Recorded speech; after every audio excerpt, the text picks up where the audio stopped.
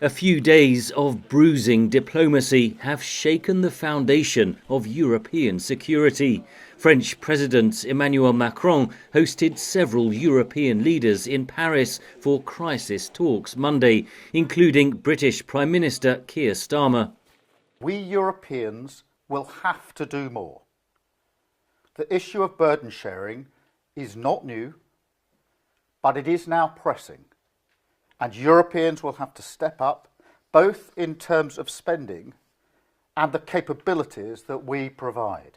Starmer said he was prepared to commit British forces on the ground in Ukraine if there is a lasting peace agreement. But there must be a US backstop, because a US security guarantee is the only way to effectively deter Russia from attacking Ukraine again. A series of policy shifts by Washington has transformed Europe's geopolitical calculations. US Defence Secretary Pete Hegseth told NATO allies last week that Europe must provide the overwhelming share of aid for Ukraine as it fights Russian invaders, adding that the United States was no longer, quote, primarily focused on the security of Europe. Then US President Donald Trump spoke to Russian counterpart Vladimir Putin, effectively ending Moscow's isolation.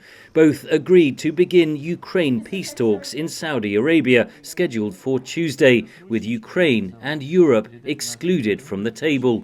We are witnessing tectonic shifts of the order structures and also of the positioning of major powers. European leaders must make some big decisions, another analyst says. Not just maintaining, but upping support for Ukraine, given it's very clear that the US is not going to play a major role anymore in the way that it has under Biden, but also for European defence and security in the medium to longer term, what that's going to look like.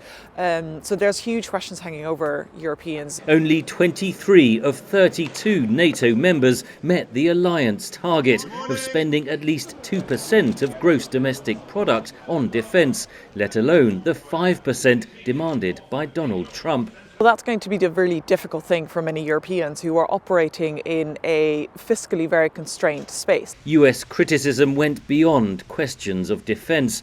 At the Munich Security Conference over the weekend, US Vice President J.D. Vance criticised mass migration and a perceived attack on freedom of speech in Europe. The threat that I worry the most about vis-a-vis Europe is not Russia, it's not China, it's not any other external actor.